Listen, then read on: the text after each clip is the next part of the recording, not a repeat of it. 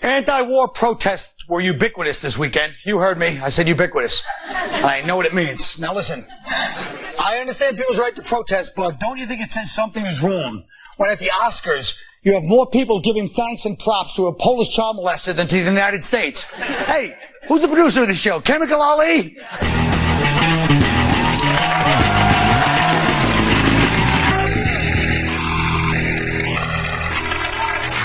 Chemical Ali. Now listen, Mother always used to say to me, if you're not helping, you're in the way. So protests are obviously part of being American, but don't you think at a certain point when you see the majority's behind the thing, there's people come out in body bags, maybe it's time to take it down a notch and say, okay, look, this is happening. I got to switch my gears on this one. Now, Hood, as you know, right now they're arresting a lot of, they're rounding up a lot of Iraqi suspects, which of course brings the question, what the hell are you doing here? No, I'm just kidding. But look, are you wearing those sandals as a statement, by the way? Damn it. Now look. Yeah, really. Oh, no, but what do you think? I know you have kind of a, different view than some people would have on this. By the way, Colin, I think it's a great idea to start off with poking a little stick at the sand monkey. Having said that, called you a sand monkey yet? Give it time. You know where I stand on this, which is I totally support the president. I think that when he says that Bush is the aggressor, he is right.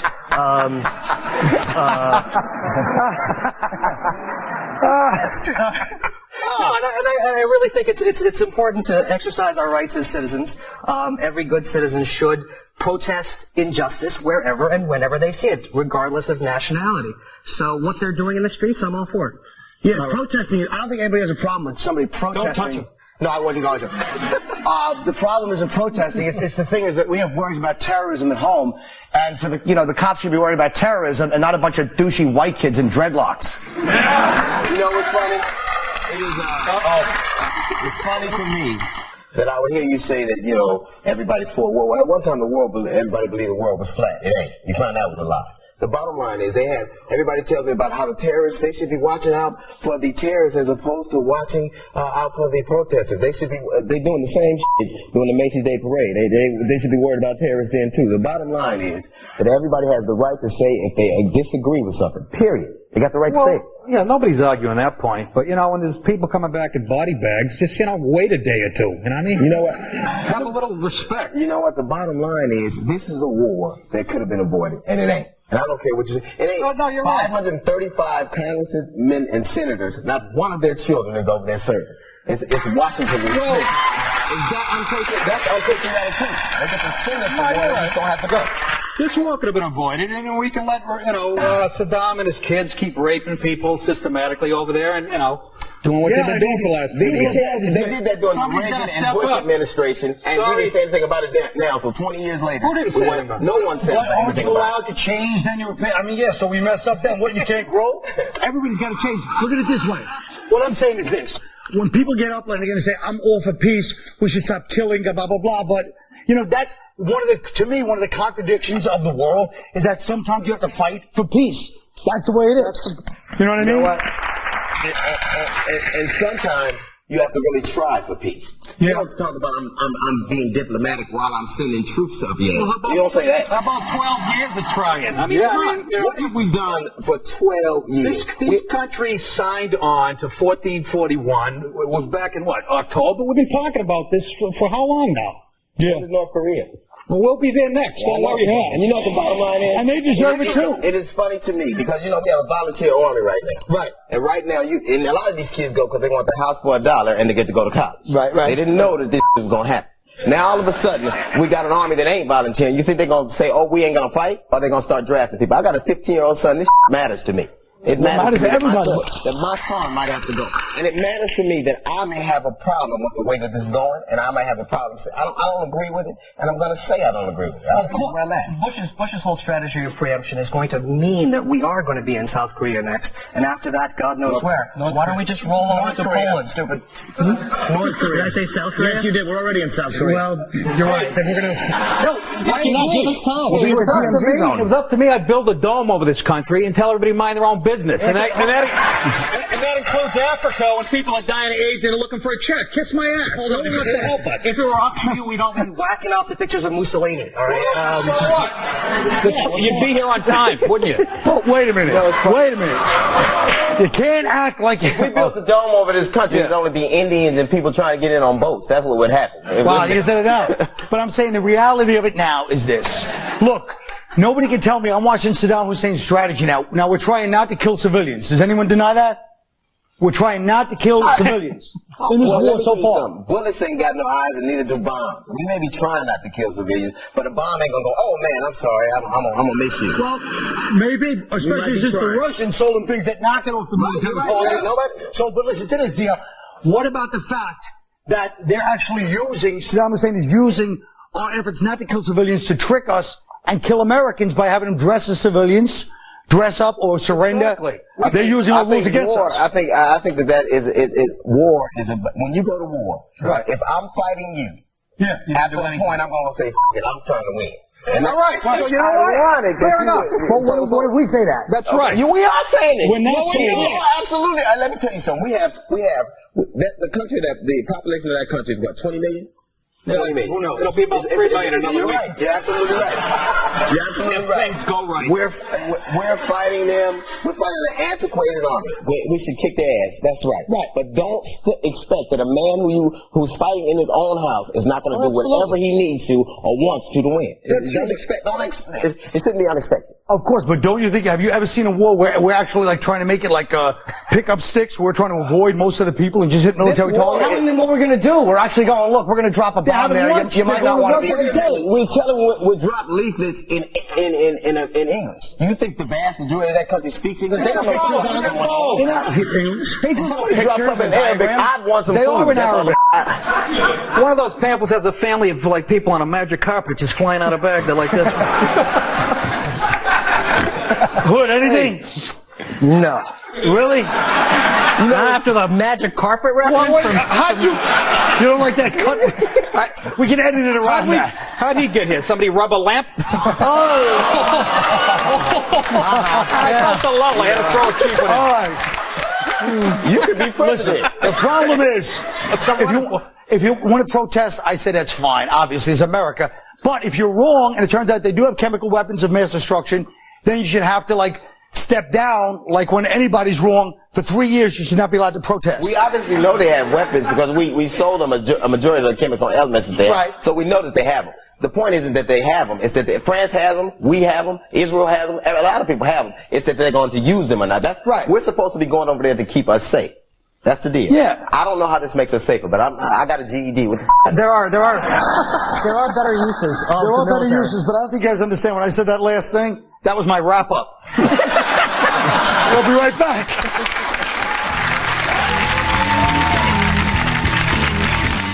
Some people decided to get political at this year's thing. Let's take a look at this little footage. We live in a time where we have a man sending us to war for fictitious reasons, whether it's the fictition of duct tape or the fictitious of orange alerts. We are against this war, Mr. Bush. Shame on you, Mr. Bush. Shame on you. Now let me say something. As much as I personally don't like Michael Moore and his simplistic, awful statements, you have to admit one thing, at least he had the guts to get up there and say it. All the Hollywood people, but the Hollywood people gave him a standing over when he came up. Then they started applauding when he started talking. Then they had their hands like this when they heard real people booing behind them. He didn't have guts. He didn't do that out of guts. He did that because he thought he'd get a big ovation from everybody there, and he didn't think he'd get booed. That was a sellout, by the way. That was a sellout by them on They him. muzzled everybody else and said, don't do any political crap, and we'll give this guy the trophy, and they know he's going to shoot his mouth off. Oh, a white guy with a conspiracy theory? That's right, man. I think that if he wanted to say whatever he needed to say, whatever, I mean, it was brave of him to say it, no matter what kind of... I'm not questioning that either. I'm not questioning that, but I'm saying Hollywood turned on him in 10 seconds. They didn't turn on him. Standing O, they flipped over. They just sat there. They didn't turn on him. That's what I mean. They sat there. They're supposed to applaud if they like that kind of booing stuff. was fake, too. What's that? That booing was fake, too. Oh, it was really? all part of a scheme. They loved everything he said. Yeah, it's true. It was all a They're big just trying to thing. save their ass at the box office, that's all. Yeah, maybe. Well, I booed when I saw that movie, The Hours. They should have called it. They should have called it the hours and hours, goddamn. The wasted hours. It was a little dry, wasn't it? Did you guys see any of the Oscar movies? By the way, this is kind of an Oscar. I saw a good film, Death to Smoochie. That was. That's a good one. No. I think that was last year, though. Oh, what's it? Nicole Kidman. That was like a pootie tang for white folks. That's what Wait, Pootie Tang wasn't for white folks? Nicole Kidman was the only one I picked right. That was the only one I picked. Yeah, that's right. I got that one right, though. We got you guys to make Oscar picks. Now, let me ask you something. Yeah. They wanted us all to do Oscar picks for this show. Yeah. You guys are sitting home like two, assistant wardrobe mistresses at Les Mis making your Oscar picks. I just ignored it and didn't do it, you stupid fruits. Shut up. Shut your mouth and you shut up. And he calls me up all excited. I got 7. You're talking to him. I didn't pick it in. You actually did your stupid Oscar pick sitting in your awful house. I got 7. Well, I was doing that. I was watching porn at the same time. He was doing girls at the same time. Yeah. I got Safer for Best Actress. Yeah, I did watch it. I thought Steve Martin was great. Although Selma Hayek, can she never present an award again? She's hot, but she has the diction of a stroke victim. Oh, wait a minute. She's Hispanic, Jimmy. Oh, I'm sorry. Yeah, it's controversial. You look like a skinhead. You can't say stuff like that. You must be a bitch going through the airport, boy. I have no problems. I got a good point. I know it is for me. Come here. I have problems at the airport for good reason. As you should. Exactly. Try buying a ticket. I mean, you know, I'm against that, but hey, look. Hey. The thing about Nicole Kidman's speech which kind of annoyed me, I mean, I think she deserved to win, but she actually said that in the middle of like the war, it's okay to have these ceremonies because art is important. That's like, well, this stupid whore, you didn't invent the wheel, you just threw on a nose and jumped into a lake.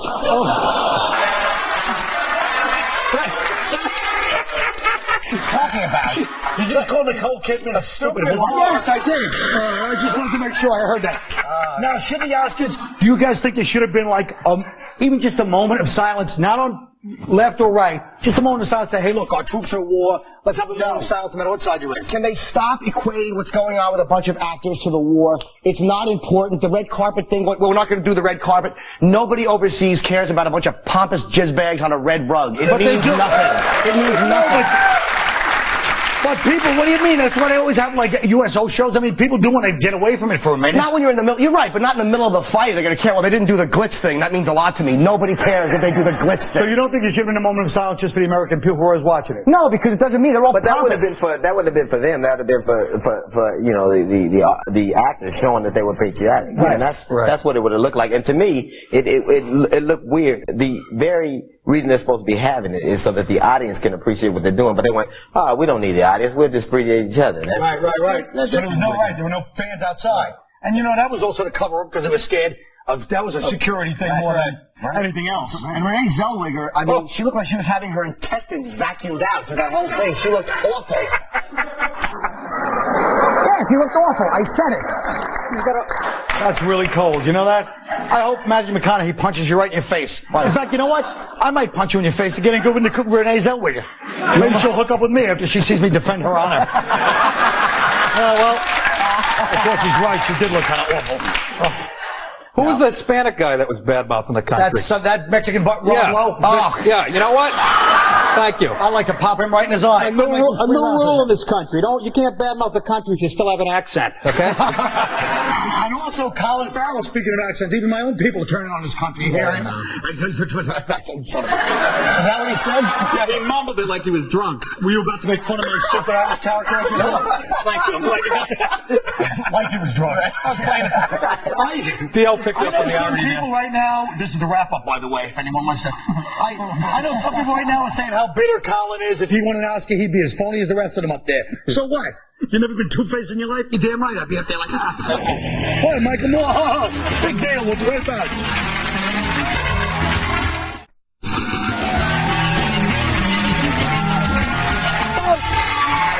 Thank you, folks. As the war unfolds, just remember, there's a key difference between us and the people in the Middle East. They're fighting a jihad that could last thousands of years. We want to fight for 6 weeks and then buy the DVD. Now, I don't want to complain about the war coverage, but could the reporters dress any more casually? In World War II, the reporters have bow ties. War was formal. There's no casual D-Day. Nothing against Will Blitzer, but for the end of the world, he goes to TJ Maxx. Come on. Come on, folks. Nothing? Okay. Let's see how today's war stacks up against other wars. Damn it. Today, American soldiers are fighting for the right to sit back home and watch shows like My Big Fat Greek Life. Now, in 404 BC, in the Peloponnesian War, the big fat Greeks surrendered their lives to the thin, lean Spartans. You know where their empire is now? That's right.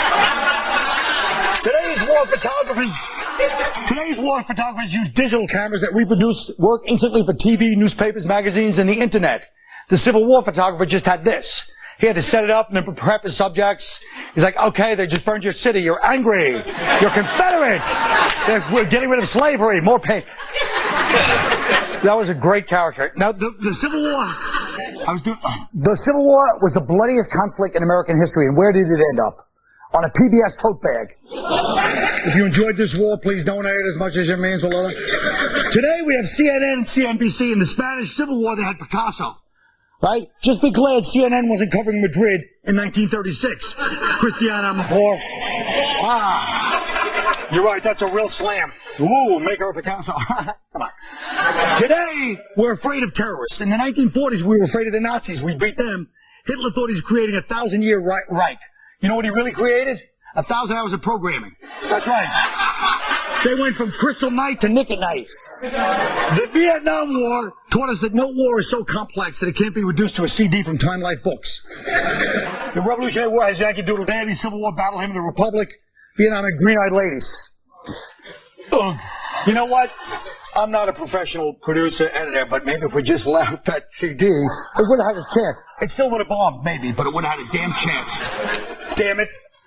But don't worry, folks. Our big fat American empire probably has another thousands of years before it ends up here. We'll be right back.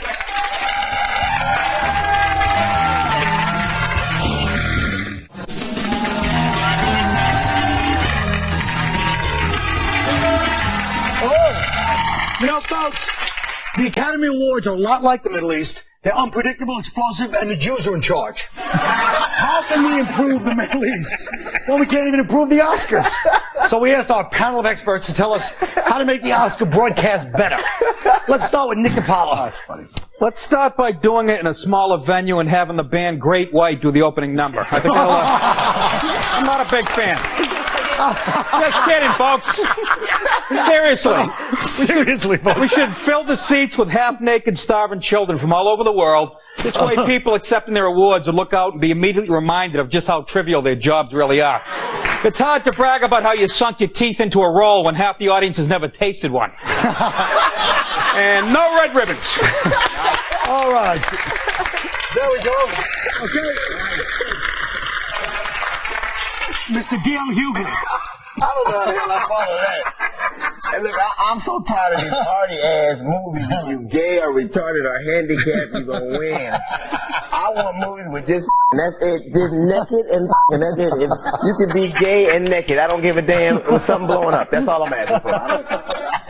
Jim Norton. I think a couple of quick suggestions would be you hand everybody in the audience handfuls of wet horse and allow them to throw it at any speaker who even remotely tries to sound brilliant or socially well-informed. When someone who looks like Kathy Bates takes off her clothes in a movie, you give her the best impression of a hippopotamus award. And you ask everyone in the studio audience if they've ever laughed out loud during a Jackie Chan film. If they answer yes, you knock their teeth out with a hammer claw.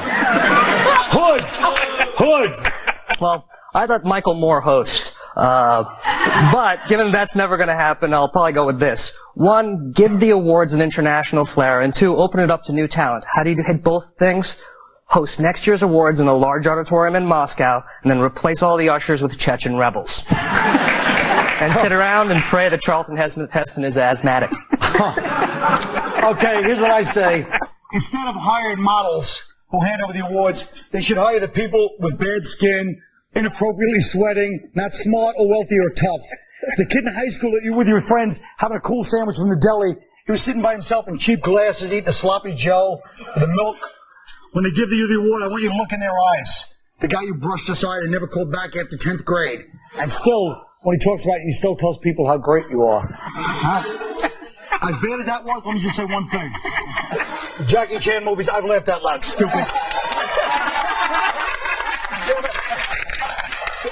does it, folks. Don't walk out during the credits. You might miss nothing. Good night.